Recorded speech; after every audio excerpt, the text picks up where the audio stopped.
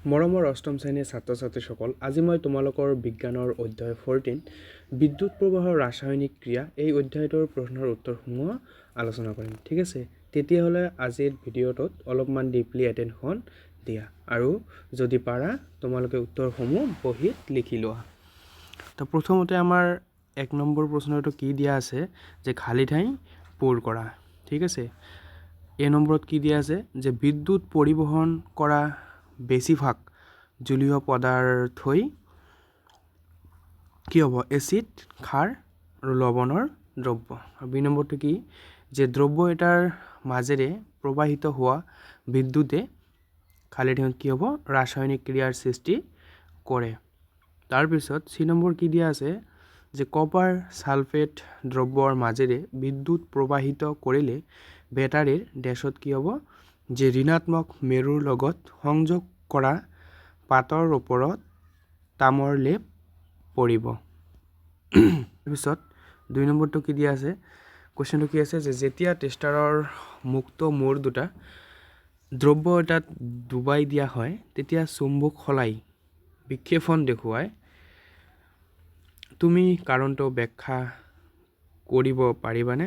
উত্তৰত কি লিখিছোঁ যে যেতিয়া টেষ্টাৰৰ মুক্ত মূৰ দুটা দ্ৰব্য এটাত ডুবাই দিয়া হয় তেতিয়া চুম্বক চলাই বিক্ষেপণ দেখুৱায়। মই কাৰণটো ব্যাখ্যা কৰিব পাৰিম, এনেকৈ লিখিবা। ঠিক আছে, তাৰপিছত কি লিখিবা যে যেতিয়া টেষ্টাৰৰ মুক্ত মূৰ দ্ৰব্যত সুমুৱাই দিয়া হয় ই দ্ৰব্যৰ মাজেৰে বৰ্তনীটোত সম্পূৰ্ণ কৰে। বৰ্তনী সম্পূৰ্ণ হ'লে বিদ্যুৎ চালিত হয়।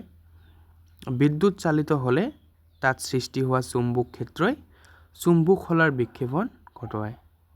অসমীয়া তোমালোকেতো বুজিয়ে পোৱা না, আৰু বুজি দিব নালাগে, তোমালোকে সকলোৱেতো বুজি পোৱা অসমীয়া। তাৰে 3 নম্বৰ কুৱেশ্যনটো কি আছে যে 3বিধ জুলীয় পদাৰ্থৰ নাম লিখা যিবোৰ চিত্ৰ তোমালোকৰ কিতাপৰ 14.9ত যে আছে চিত্ৰ দেখুওৱা ধৰণে পৰীক্ষা কৰিলে চুম্বক শলাৰ বিক্ষেপণ ঘটিব পাৰে। এনচাৰটো এনেকৈ লিখিছোঁ যে 3বিধ জুলীয় পদাৰ্থৰ নাম হ'ল নিমখ পানী, হাইড্ৰক্লৰিক এচিড আৰু কপাৰ ছালফেট দ্ৰব্য।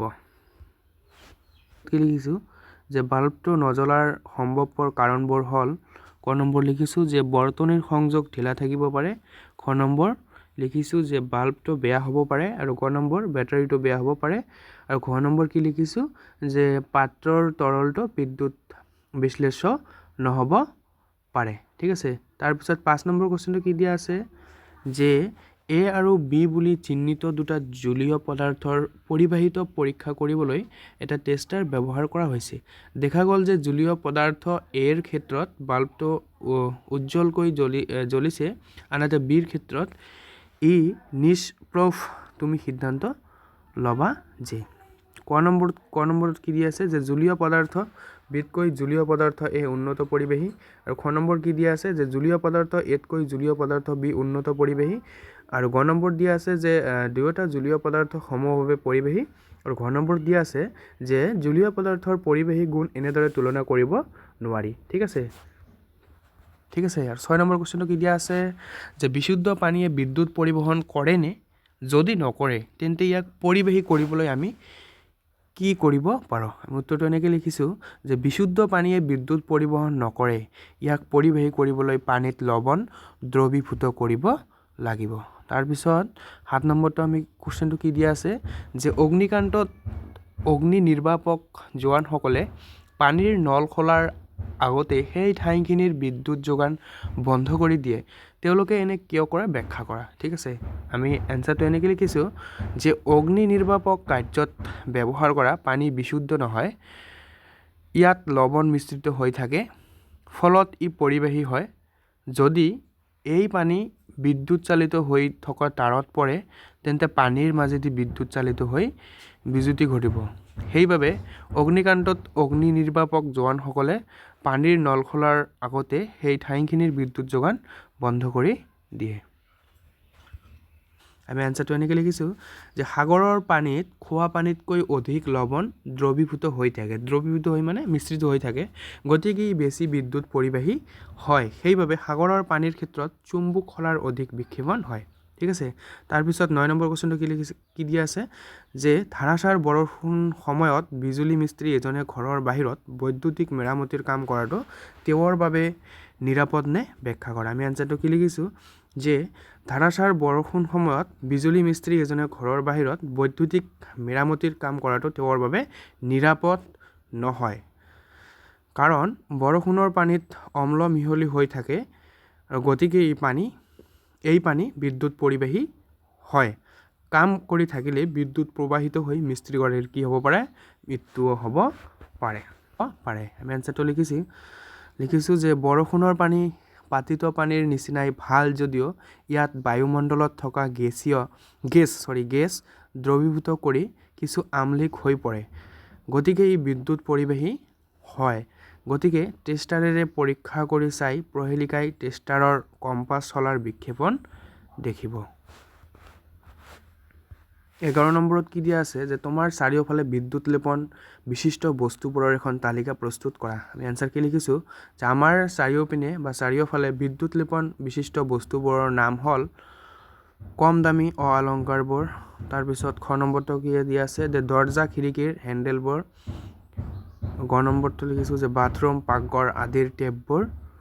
ঘ নম্বৰ লিখিছোঁ যে গেছ বাৰ্ণাৰৰ আৰু ৰন্ধা বাচন বৰ্তনৰ তলিবোৰ। আৰু ঙ নম্বৰটো কি লিখিছোঁ যে ঘৰৰ ছালৰ টিন পাতবোৰ। ছ নম্বৰটো লিখিছোঁ তলা চাবি আদি। তাৰপিছত 12 নম্বৰ কুৱেশ্যনটো কি দিয়া আছে যে ক্ৰিয়াকলাপ 14.7ত তুমি দেখা কিতাপত চাই লোৱা তোমালোকে যে প্ৰক্ৰিয়াটোৰে তাম শুদ্ধ কৰা হয়। বিশুদ্ধ তামৰ মিহি পাত এখন আৰু অশোধিত তামৰ শকত দণ্ড এডাল তৰিৰ দ্বাৰা ৰূপে লোৱা হয়। অশুদ্ধ দণ্ডৰ মিহি পাতখন তাম স্থানান্তৰ কৰিব খোজা হৈছে যে বেটাৰীৰ ঋণাত্মক মেৰুৰ কোনডাল তৰিৰ দ্বাৰা সংযোগ কৰাটো উচিত আৰু কিয়। আমি এনচাৰটো এনেকৈ লিখিম যে বেটাৰীৰ ঋণাত্মক মেৰুৰ লগত অশুদ্ধ তামৰ পাতখন সংযোগ কৰিব লাগিব, কাৰণ অশুদ্ধ তামৰ ঋণাত্মক তৰিৰ দ্বাৰা বিশুদ্ধ তামৰ আয়ন কপাৰ ছালফেট দ্ৰব্যৰ মাজেদি কপাৰ আয়ন হিচাপে আহি জমা হয়। তাৰপিছত কেইটামান অতিৰিক্ত প্ৰশ্ন উত্তৰ দিয়া আছে ইয়াত, তোমালোকে বহীত লিখি লোৱা যে বিদ্যুৎ পৰিবাহী কি, কেইটামান এনে পদাৰ্থৰ নাম লিখা। আমি লিখিছোঁ যে যিবোৰ পদাৰ্থৰ মাজেৰে বিদ্যুৎ চালিত হ'ব পাৰে সেইবোৰ পদাৰ্থক বিদ্যুৎ পৰিবাহী বোলে। অৰ্থাৎ মানে যিবোৰ পদাৰ্থৰ মাজেৰে কি বিদ্যুৎ চলাচল কৰিব পাৰে সেইবোৰ পদাৰ্থ হৈছে কি বিদ্যুতৰ পৰিবাহী। কেইবিধমান বিদ্যুৎ পৰিবাহী পদাৰ্থ হ'ল লো, এলুমিনিয়াম, কপাৰ, মাৰ্কাৰী, ৰূফ, সোণ, গ্ৰেফাইট, নিকেল, প্লেটিনাম, নিমখ পানী, কপাৰ ছালফেটৰ দ্ৰব্য আদি।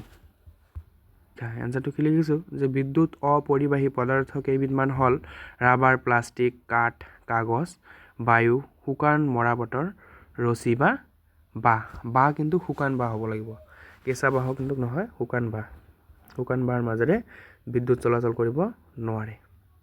কেঁচা বাঁহ বিদ্যুতৰ কি পৰিবাহী। ঠিক আছে। তো মৰমৰ ছাত্ৰ ছাত্ৰীসকল, আজিৰ ভিডিঅ'টো ইমানেই আছিল। যদি ভিডিঅ'টো ভাল লাগিছে লাইক এটা কৰি দিয়া, আৰু এই চেনেলটোক যদি প্ৰথমবাৰৰ বাবে ভিজিট কৰিছে চেনেলটো ছাবস্ক্ৰাইব কৰি ৰাখি দিয়া।